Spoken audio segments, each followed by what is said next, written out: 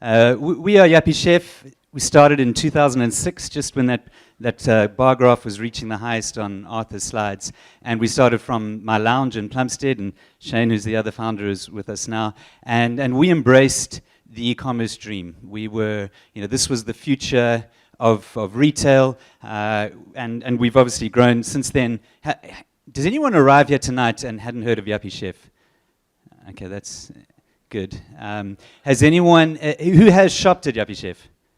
Online, I assume. Okay, that's a large proportion, and so it's not in the lounge anymore. It's in quite a big warehouse in Cape Town, well, a couple of warehouses. We have over 100 people. We've been going for 12 years now. We've won the other awards, the South African E-commerce Award, 6 times over the years, and we were in a period that was probably 2010 to 2016. We were in a period of kind of being the darlings, I suppose, of e-commerce, and everyone knew Yuppiechef, and everyone loved Yuppiechef. And we have this quote. I don't think Paul's in the audience here, but I'm gonna blame him for this quote. It said, "In 10 years' time, nobody will go into a physical store to buy something they know they need," and that was about 9 years ago. And I'm here to say that we were wrong. And there was this idea that e-commerce is such an obviously better way of shopping. You can sit at home on your computer or at work or more recently on your mobile phone, and you can browse this huge range, and a couple of clicks and it arrives at your door, and ding dong, and here it is. And this is a quote from one of our customers. It says, "Love, love, love Yuppiechef. I love the immediate online chat that I can have with a salesperson who helps me choose the right product from their huge range, the way it arrives like a present just for me, as well as the quality of the goods. You have a customer for life. Kiss, kiss, kiss." Okay, so we get a lot of that. We get a lot of that online. And so why have we just opened our 4th store? Why? That was the ribbon cutting at the Waterfront store, which follows, we have a store in Westlake, a store in Willowbridge, which was the 1st of October, and a store in Gardens, which was July. So why are we opening stores? And in fact, here's our new quote, which replaces the old quote. "Physical retail, it's the future." So we're embracing opening stores, and that's what I'm here to talk about today. And just to start off by saying, unlike Brad and Arthur, who had 6,000 data points and surveys and ours, we have one data point. It's us, it's our experience, and it's a couple of things that I read online. So some of the things that contradict what Brad and Arthur say, it's because I didn't see their presentation before I put mine together. So you can ignore what I said and go with what they say. This is entirely our personal experience. I recognize we're reaching a particular demographic in a particular category in one market of the world through our own lens. So this is really just our story, and don't listen to any of it.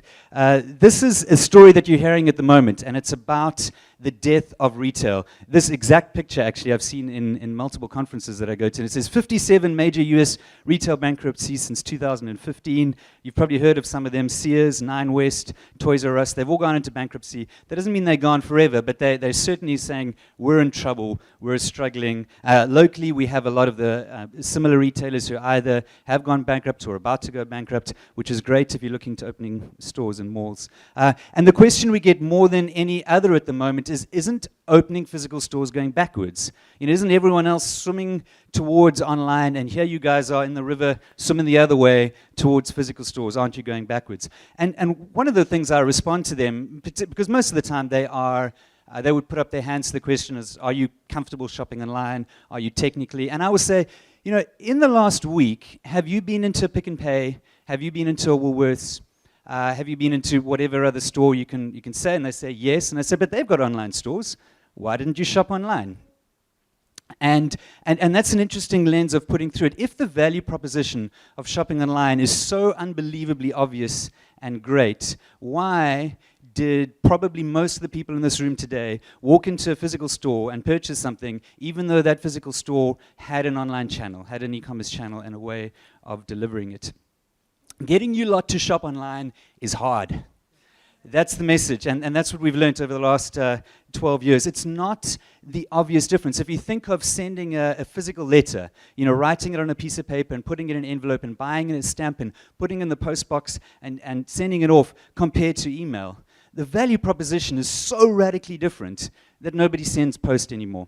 And if you think of banking, in the old days when you had to go into a branch and fill out one of those forms and give the teller your money and take it, compared to internet banking, the value proposition is so radically different that nobody goes into a bank anymore unless they have to for some reason. It's similar with online travel, booking a flight. When did you last go into a travel agency to book a flight? The value proposition is so huge.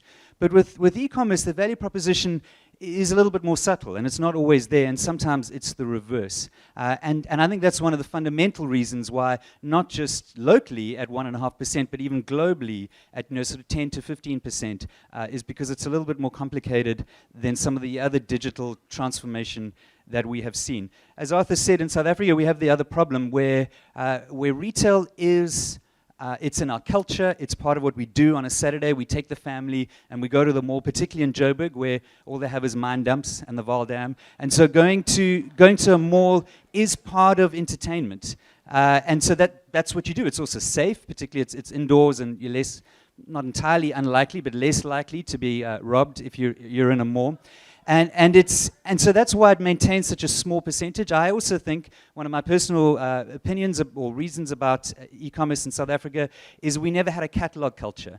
Sears, which is actually just the major department store in the US that's just gone under, they started as a catalog. You ordered this big fat catalog, which actually just got sent to you around America, particularly when the West was being colonized in America, and you could buy anything. You could buy saddles and whole houses that would get shipped to you in car trains. And so Americans were very used to looking through a catalog and choosing something before they had seen it and having it sent to them. South Africa, we never had a catalog culture, and so the idea of purchasing something that you've never seen before is a lot more difficult for us. And then you add on top of that payment and delivery and access to the internet, and it is complicated. And if we, as a retailer, as any retailer, if you focus entirely on the e-commerce market, you're losing out on the 98% or maybe the 90% in other countries, and that doesn't seem like good business.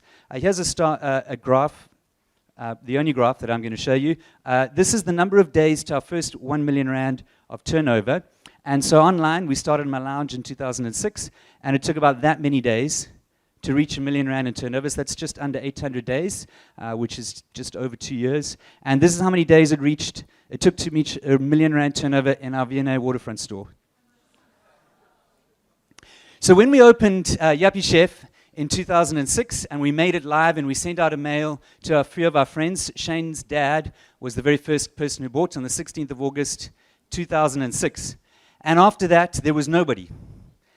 Because nobody knew about Yuppiechef. We didn't have any much money to market it, and nobody knew about it. And then I think in September, one more person bought, who was a friend of ours, and then October, someone bought. And it took until November before a lady called Denise Gunner, who I'd like to meet her one day. The only time she ever bought from us is in 2006, so maybe we didn't do a very good job. But she was the first person who we didn't know. The first person who arrived on Yuppiechef and thought, these guys are credible. We didn't have credit card facilities, so she did an EFT into the bank account of a company she had never heard of. We know that for certain. And trusted that these things would arrive on her door. And that was a major step and major leap. And in fact, that's what caused us to start handwriting cards in every order. Because we thought, who is this person? We need to let her know that we are real, that it wasn't some robotic arm that picked up a box off a shelf and dropped it on a conveyor belt. So Denise, this is us, Andrew and Shane, in handwritten words, we are real. And to this day, we still write cards. We write cards for every first customer and most of the orders that go out. We've written just under 1 million handwritten cards in 12 years. And that is... Thank you. I didn't write those million, but thank you. That was part of us trying to convey that we know it's difficult to shop online. But if you compare that to the V&A, we opened the doors, and of course some people had heard of Yuppiechef before, and I'm sure they shopped because they'd heard of us, but a lot of people shopped at Yuppiechef because they walked past and they saw it and they walked in and they handed over their money and they took away their product and the transaction was done. And that was actually very easy for us and very easy for them. It didn't require much trust. It didn't require any marketing. That's why you pay the V&A, the rental that you do, because they take care of that. And it's just a very different proposition for retailers. This is a picture of Macro in Brakpan. There are 21 Macro stores, and between them they did 27 billion rand in turnover last year. So that's about 1.3 billion rand per macro store, per single store. And I think that number just, Macro is definitely not the biggest retailer in the country, not a physical retailer in the country, but that kind of gives some perspective to some of the numbers that Arthur was showing. You know, we hope, what was your number? By 2020, we hope that all e-commerce, that means all of the e-commerce only companies, the Takealots and the Loots and those, and all of the traditional retailers who are selling online, hopefully, if we continue to grow by 2020, won't be what Macro is, and Macro presumably would have grown by then as well. You know, at the moment there are only a handful of macros, all of e-commerce in South Africa, and that gives you some perspective. So the number one reason we open stores is because it's difficult to grow online in South Africa, in fact anywhere in the world. And even though we've done well and we have grown every year, we figured, hey, there's 98% of people who would like to shop with us and they don't currently shop with us because online is hard. The second reason that we and others have gone into online is about this. There is no profit without monopoly. Peter Thiel, who's one of the PayPal founders, he didn't say exactly that. That's my paraphrased version of it. But I'm going to talk about that for a little bit now. It is hard to make profit online. I do not believe Arthur's stat about online profitability. Maybe that is talking about traditional retailers who are looking at their online sales and saying, yes, we make profit off them. But I have not encountered, let me choose my words carefully, any other e-commerce retailers who are actually making profit, or many e-commerce retailers are making profit. It is incredibly hard. And in order to illustrate that, I have a little exercise. I'd like 2 people to volunteer to become retailers. All you need is a 5 Rand coin. Anyone? Any volunteers? Otherwise I'll have to choose my wife and my business partner. There we go. We have one person in the front. I'm a wholesaler, and I'm wholesaling Coke, and you're going to buy this Coke from me for 5 Rand, and I need one other person. It's going to be Angelique, because I know your name, and you're sitting in the front row. Okay, here we go. So we have 2 people. I'm a wholesaler, and I've sold you that Coke. You've given me the 5 Rand, please. This is not a game. It is for real. I don't accept credit cards, I'm afraid. We'll do an IOU. Okay, Angelique has paid me the 5 Rand for the purposes. Okay, so we have, I don't know your name. Chandra. Okay, so these 2 people have a Coke, or Lisa's are going to be you instead. They are retailers, and they've both bought a 440 ml bottle of Coke from me. Now, at the end of tonight, the Coke is going to expire, and they can't drink it themselves, because that's not what retailers do. Okay, now they need to sell that Coke to my 3rd volunteer. Any volunteer? They would like to sell it to the gentleman over here, or the lady over there in the 3rd row. Okay, so these two retailers, Angelique and Chandra, are going to sell their Coke. It cost them 5 Rand. You saw them handing over the 5 Rand. The recommended retail price for this Coke is 10 Rand. Okay, so who would you like to buy the Coke from? Hang on. Before you hand that over, what price are you offering?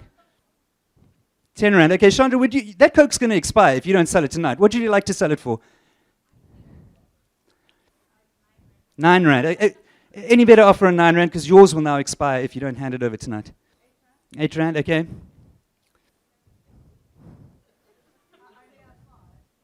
You only have 5. Okay, the offer is now 5. The stakes have been raised. Okay, so now let me paint you this picture. 5 Rand, and you basically get your 5 Rand back.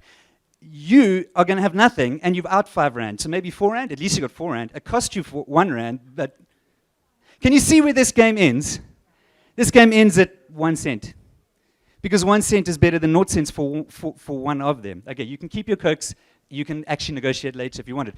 That is what happens online, and that is what it means by there's no profit without monopoly. What Peter Thiel was saying is that what type of monopolies do you have? You have the license to mine this patch of ground, that's a monopoly. You might have a government and license like on a cell phone, broadband spectrum, or perhaps what he's talking about is a monopoly like Google has on search or Facebook has on social media, where basically where there is you get to set the price because you're not competing against someone else. That's the type of business he would like to invest in. His actual quote was, under perfect competition, all profits get competed away, which I just paraphrase to, there's no profit without monopoly.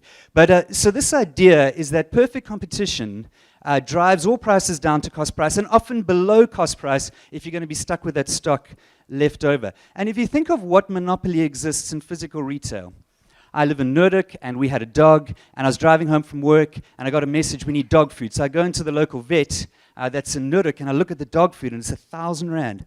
I'm thinking, oh my goodness, is that right? 1,000 rand from dog food? Well, I've got to get home, the kids, supper, dog, here's 1,000 rand, put it in the car and go off. If there was a retailer in Bloemfontein that was selling the same dog food for 900 rand, doesn't help me. If there was one in China selling it for 900 rand, doesn't help me. Or Amazon, or I'm in Noordhoek, there's only one vet in Noordhoek, so I buy it for 1,000 rand.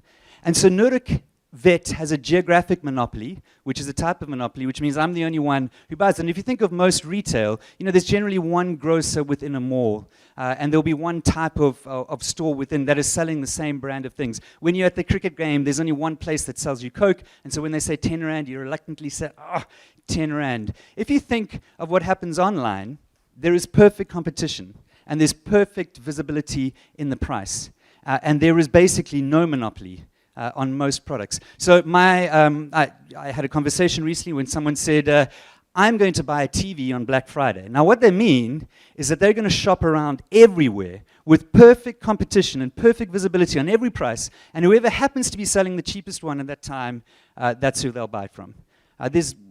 Everyone is competing on price in that sense. The switching costs are so low. I just have a new tab in my browser. The switching costs are so low that I can go everywhere and shop all at one time. Raymond Ackerman has the saying about an island of loss and a sea of profit. So they'll put milk at cost price right at the back of the store because every customer then sees the adverts and goes through and picks up the milk, and then while they're going back, they're thinking, oh, I also need bread, and also need soap, and also need deodorant. And so they have this island of loss in a sea of profit. But online, you can island hop. I'll take the good loss-making product over here and the good loss-making product over here. So on Black Friday, people don't put a 50% off TV into their basket and a full price something else. They'll just go to all the other stores. As you can tell, I'm not a big fan of Black Friday. So this graph here, which is very similar to the graph we saw earlier, this is Amazon's revenue over time and their profit. And the 2017 figure is $3 billion of profit, and Amazon Web Services, which is their hosting part of their business, made $4 billion of that $3 billion in profit. So you can see what the rest of the business did. There is this narrative, which is that e-commerce needs an economy of scale, and then it can be profitable. Just when we get to that size, then we'll be profitable. And I don't believe that's true. I don't believe e-commerce anywhere in the world is profitable. And even Alibaba, I think, is a whole different conversation. I don't think they're a traditional e-commerce company. I think they're more of a marketplace that facilitate e-commerce between brands and customers. Traditional e-commerce, where you put something in your cart, a known brand, and you check out and it's delivered to your door, is very difficult, perhaps impossible, to be profitable while there is competition. So what do you need to do in order to be profitable as an e-commerce company? Is you eliminate competition. Diapers.com was part of a group called CueAV, and a couple of years ago, now Amazon offered to buy them, and the CueAV founder said, no thanks, we're happy on our own, we're going to keep going. So what did Amazon do? They priced nappies at 30% off until eventually Diapers.com ran out of money, capitulated, got bought by Amazon, and Amazon closed them down. And if you go to Diapers.com now, it just redirects you to Amazon. Because Amazon cannot sell diapers delivered to your door profitably while there is anyone else selling diapers online. Because trust me, when you're a parent buying nappies, you shop around for the cheapest price. So the only way you succeed in e-commerce is with a scorched earth policy. You keep growing, and you keep growing, and you keep growing until there is nobody left, and then you get to set the price. Dun, dun, dun. Okay, so what is omnichannel retail? Even this is an outdated word. I'll have to update the slides, but I was so busy fixing for everyone else, I couldn't do it for myself. So omnichannel retail is retail which exists online and in the traditional world. And the interesting thing about the e-commerce and tech awards, or whatever these online awards are later, I don't know, is that what exactly is e-commerce anymore? What is online retail? And I paint the picture of someone who goes to Yuppiechef.com while they're bored at work on a Friday afternoon, and they browse around the products and they add some to their wish list, and then they think, oh, but I'd quite like to see how big that serving board is. So they go into the new V&A Waterfront store and they see the serving board and that's what they like, and they see something else in their wish list and they say, but can you deliver this to my home because you don't have the stock here? And while they're there, they're looking up a QR code and seeing the reviews of something that was done online, and they buy a gift and they give a handwritten, well, they type the message that we will handwrite and deliver it to their mother-in-law in Johannesburg. Is that e-commerce, or is that traditional retail? Or is that just retail? Omnichannel retail, which is what we learned tonight. And I think we have shifted, in fact, still in our building in Westlake, because we don't have a ladder long enough. Our logo says Yuppiechef.com above the building, but we no longer refer to ourselves as Yuppiechef.com. We refer to ourselves as Yuppiechef, the retailer. We're not an e-commerce company. We're not a physical retailer. We are just a retailer. We are the retailer that I think every retailer needs to be going into the future, one way or the other. There's always been three things that you can compete on if you're a retailer, and they are price, range, and service. And as Arthur showed, the top two, 98% and 95% of retailers said that range and service are important to them. Surprisingly, they didn't talk about the price one, which is what we know is pretty much the only thing that matters in a competitive landscape. But you do have to pick at least two of these. So you kind of have to be price and range, or price and service, or range and service in order to compete in the marketplace. And price is a never-ending battle that you can only win with a scorched earth policy. And if you leave any survivors in that battle, you risk them kind of rising from the dead and taking you out. And so, and they will ruin your illusion of price supremacy. So you have to just continue on a scorched earth policy forever. And range and service are a lot harder. And they're a lot harder to do entirely online because service, there are times when you need to go to a store, where you need to pick up something, where you need to speak to an expert, where you need to return something quickly. Service is very important. And range is about curation. It's not just about the breadth of range, it's about quality and curation, which means you have to be a category expert in that space. If you're selling 10 million products, you can't possibly phone in and get good advice, which is on the service side, but also trust the product that you're buying on the range side. There has to be some specialization and choose that. And we have chosen from the beginning, from 2006, not to compete on price. And unfortunately, that has left us with the perception that we are expensive, because when competitors are selling at cost price or below, as we saw with the Coke, you can get the perception that you're expensive. But that is tricky, and that's something we've had to continue to push for. And so we've opened stores for these two reasons. One is that growth is very hard, and we're missing out on a huge amount of the market share. And secondly, because I think the future of retail is if you don't want to compete entirely on price, you have to find other aspects to compete on, and range and service are much better when you have a complete retail offering. Okay, so what did we try to do in our stores?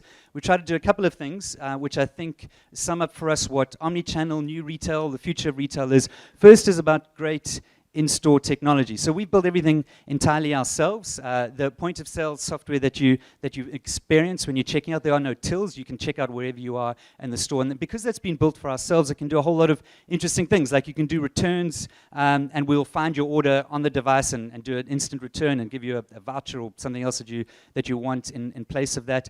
You can buy anything out of the 10,000 products that we have online. You can buy all of those things from the point of sale, and we'll deliver it to your door or back to the store for collection. You can pay with Zapper and SnapScan and eBucks and Discovery Miles and all of that, because it's all integrated within the process. There are QR codes on all the products where you can look up the product, watch videos with the in-store Wi-Fi. You can read the reviews of what people have written online. You can add them to your wish list. You can add them to your registry.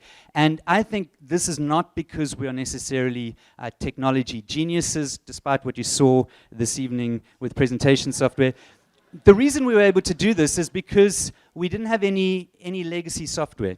I was reading about West Elm, which is a US furniture store, and some of their systems are from the 1970s and still run on DOS. And I I look at them and I think the difficulty in being able to integrate their store experience with the online experience when you have that much legacy must be incredibly difficult. And so part of the reason we're able to succeed is just the luck of timing. Because we started online first, our systems were relatively modern in some extent, and so when we moved to physical stores, we could do that pretty easily. So our in-store technology complements our online technology and provides a better experience for customers. Secondly, I think omnichannel retail is about frictionless movement between channels. I think that means you start orders in one place, and when you go to the other place, it's all the same thing. It's all together. If you buy something in the store and then you phone customer service and you say, "But I want this sent to me," your details are all already there. There's a frictionless movement. You, as an individual, just see the brand that you're interacting with as one single brand, and what has to happen behind the scenes is quite complicated to enable that. But it needs to be a single experience. And that comes down to some interesting little nuances, which I think is very difficult for physical stores to replicate. We don't incentivize our sales assistants in the stores with commission. Because if you've ever been into perhaps a cheaper shoe store and you buy something, and then as you're walking to the till, someone runs after you and sticks their little sticker on the box. That's incentivized salespeople who are trying to get commission for their sales. Now what that does is that when you walk into the store and you say, "Do you have one of these?" If it doesn't exist in the store, they're going to say no, because they want to sell you something else that's in the store, as opposed to saying, "No, but why don't you buy it online and we can deliver it to you?" And so that type of human infrastructure is very difficult to retrofit back into a physical-only store. Whereas when you start online and you move in that direction, it becomes a little bit easier. The other thing is that price is always the same everywhere. When we scan a product in the store, it actually asks the website, "What is the current price of this product?" There'll never be one price in the store and one price online, or one special in the store and one special online, because our customers see us as a single brand and we need to treat them that way. And then probably the most obvious, flexibility in how to receive, collect, and return anything going in any direction from wherever you are. Sorry. And that includes obviously paying in store and having it delivered to another city. So that's what I think the three parts of omnichannel new retail, the future of retail, is in-store technology, which is integrated, a seamless kind of connection between what you're doing through any of the channels, and flexibility to receive, collect, and return. And I just want to answer a couple of FAQs before we have the actual questions in the end, because these are the most common questions that we have had so far. So it's like Amazon's opening stores. That's like what you're doing, isn't it? Which is a very common question we have. And the answer to that is not really. Amazon has got two types of stores. In the US, they have opened a few, ironically, physical bookstores, but I think that's mostly to showcase their Kindles and to sign people up to Amazon Prime, and to remind people, I guess, that they exist. You're not buying nappies in Amazon's physical stores. And the second type of physical stores they have is they bought Whole Foods recently, which is a very upmarket food chain, and that's because nobody has yet figured out how to do groceries from a store to customers very effectively. So that is what Amazon has done so far in stores. It's quite different to Yuppiechef stores, where we're trying to create the same experience online and offline with our stores, which is not like Amazon. Are stores expensive to run? Is a very common question, to which I would say it's also expensive to deliver something to Brakpan from Cape Town. Yes, they are expensive to run. The rent and the staff and the stock and the shop fitting and all of that. But the idea that e-commerce is really cheap is also a bit of a misnomer. It's really difficult to get things to people when they're asked for it online. And so when you boil it all down, the costs end up being quite similar through both channels. Is it easier to go from e-commerce to physical stores, or from physical stores to e-commerce? So we're kind of going against the stream while everyone else is going in the other direction. And other than what I said earlier about the sort of legacy systems that exist, I think there's another, the one other thing about it is that in South Africa, you have hundreds of excellent retailers who have been employing tens or hundreds of thousands of people to work in the stores and to work on the stores, from lighting to shop fitting, to audio equipment, to whatever you can think of. It has been existing for a very long time. And so when we went into physical stores, we tapped into so much good industry knowledge that is around, where it's very difficult for physical retailers to open e-commerce stores, because who has done e-commerce and what type of skills exist and who has built really good e-commerce websites and fulfillment platforms and that type of thing. And so I think the scarcity of the skills makes what we've done, I would say, marginally easier than what the physical stores have done. Is the V&A store bigger than all of your online sales? Is a question we get quite a lot, and the answer is no. Online sales are significantly bigger than any one store, but it is an interesting perspective. I have heard from other physical retailers that their big stores are bigger than all of their online stores, or at least equivalent, and that just shows, I guess, where South Africa is at. Williams-Sonoma, who is perhaps the most similar to who we are. They're a listed company, a public company in the US who sells a lot of kitchen goods and homeware goods. They're about 50% online and 50% stores. And I think that's a really interesting model for the future for companies that are like ours, would be to be in about a 50-50 position so that both channels are working well together. Are you going to open more stores? In particular, are you going to open stores in Johannesburg? And the answer is yes. 3 stores in 12 months has been already, I think, a good rate, and we're going to keep going as while we can, or as fast as we can. So finally, just to kind of wrap it all up, a picture again of one of our stores. We have a mission to try and make retail better, to build the best shopping experience in the world. And we think that is not online or offline. It is wherever the customer is at, is serving them in the way that they want to be served. We think that customers deserve better than just getting something at the cheapest price, and they deserve better than a lot of the physical retail experiences that exist as well. So we're trying to build those, bring those things together, and I guess push the whole retail industry forward in the way that we can. Thank you.